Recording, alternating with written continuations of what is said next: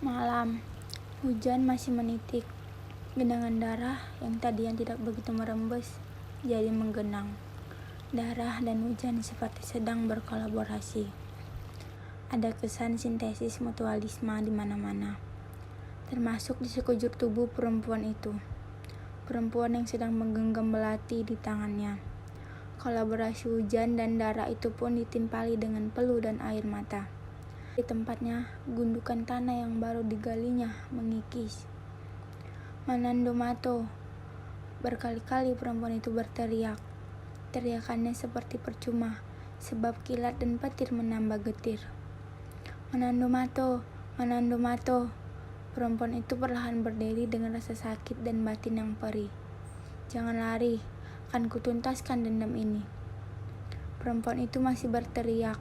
Teriak yang tak karuan dan sesekali ditimpali tertawa kemenangan.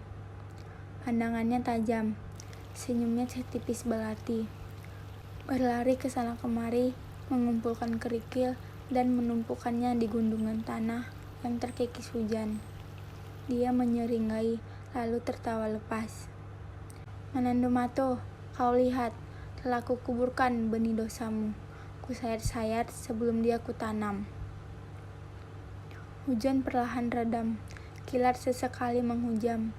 Dengan napas penuh dendam, perempuan itu menghentak-hentakan kakinya di atas gundukan tanah berkelikir itu.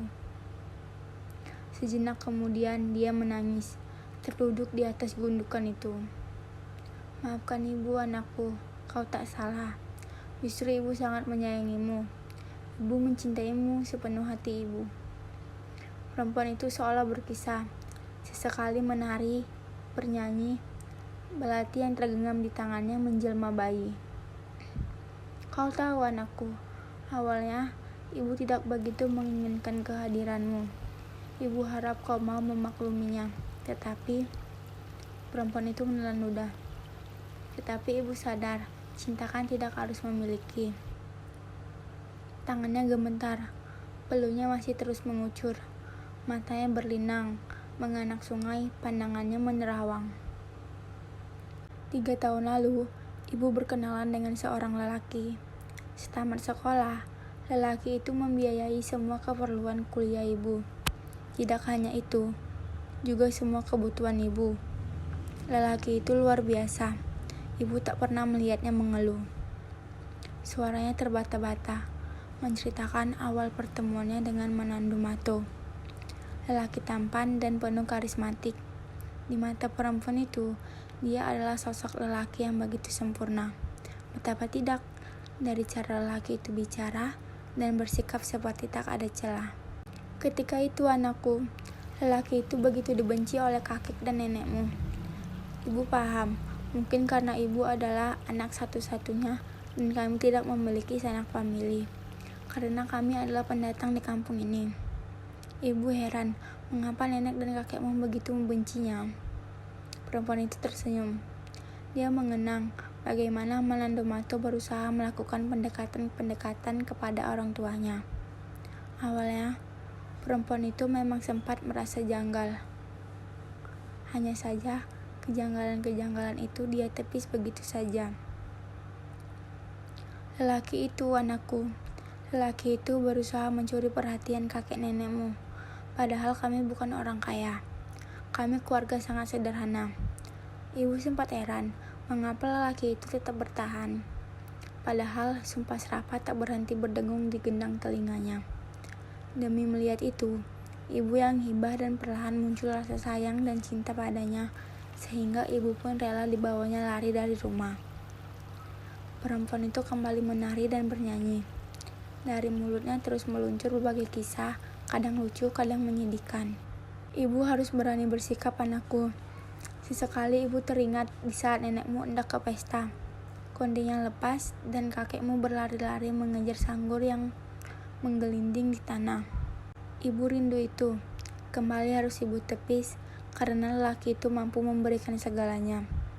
Dia tidak berusaha memanfaatkan ibu sedikit pun selama pelarian kami. Dia pernah melamar ibu, tetapi ibu tolak. Dia dengan lapang dada menerimanya tanpa mengurangi rasa sayang serta cintanya pada ibu. Malah semakin bertambah.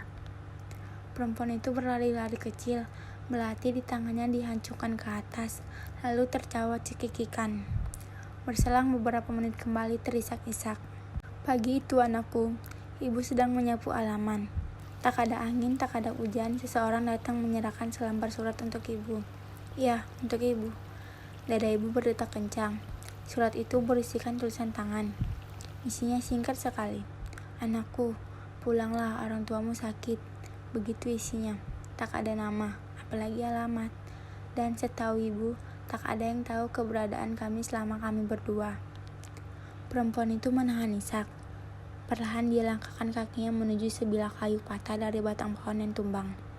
Malam semakin larut, hujan berhenti, jangkrik berdendang lirih. Lelaki itu memiliki hati ibu sepenuhnya. Ibu begitu mencintai lelaki itu. Ibu tetap bertahan, walau akhirnya mendapat kabar kedua orang tua ibu telah meninggal. Lelaki itu berhasil meyakinkan ibu. Lelaki itu berkali-kali mengatakan dia akan selalu menjaga ibu. Malam itu, ibu ikhlaskan mahkota ibu direnggutnya. Ibu tidak sedih, ibu bangga. Akhirnya ibu mampu membuktikan rasa cinta ibu yang besar padanya. Perempuan itu terdiam. Matanya tajam memandang ke arah gundukan itu. Perlahan dia melangkah menuju gundukan itu. Ibu sayang padamu, anakku. Ibu sayang pada lelaki itu. Walau berkali dia melamar ibu, ibu tetap menolaknya. Padahal ketika itu kandungan ibu semakin membesar. Kaulah anakku. Kaulah yang ada dalam kandungan ibu. Ibu tidak tahu apakah lelaki itu kecewa. Sejak kandungan ibu berusia 8 bulan, lelaki itu jadi jarang menemani ibu. Setiap ibu tanya, selalu jawabannya menyejukkan perasaan ibu. Dia bekerja, katanya, untuk menyambut kelahiranmu. Perempuan itu kembali menari. Sesekali ia bernyanyi. Imajinasinya begitu bidadari. Kadang berguling dan merayap. Tak pedulikan tubuhnya yang semakin kotor, mulutnya masih terus memutarkan kata-kata. Kembali ia terisak, lalu berteriak. Manando Mato, Manando Mato, akan kutuntaskan dendam ini. Dia menutup mulutnya dan membelai permukaan gundukan itu. Bukan anakku, ibu bukan marah padamu. Boboklah, Bobo, ibu nyanyikan Nina Bobo ya. Perempuan itu masih bernyanyi. Perih, air matanya kembali menganak sungai.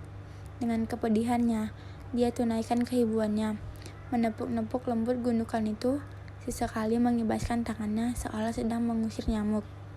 Memberi susu, sesekali mencoba menenangkan, kemudian berteriak. Sudah cukup, tak usah menangis. Aku yang seharusnya menangis, bukan kau. Mata perempuan itu liar, ada serigala di pandangannya. Dia menenggus. Dengan sepenuh tenaga ia memukul, menendang, menginjak gundukan itu. Berlari ke sana kemari mencari batu atau kayu.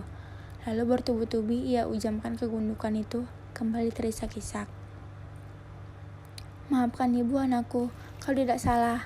Manando Mato yang salah. Dia yang membunuh kakek dan nenekmu. Dia yang meracuni mereka karena dendam, katanya. Dia menuduh kakekmu membunuh kedua orang tuanya. Dia dendam. Dia lupa masih ada aku. Perempuan itu tertawa cekikikan. Sengaja dia rusak aku, dia hancurkan hidupku, makanya ku bebaskan kau, anakku. Ku bebaskan kau dari darah busuknya. Manando Mato, Manando Mato, jangan lari. Akan kutuntaskan dendam ini, bajingan.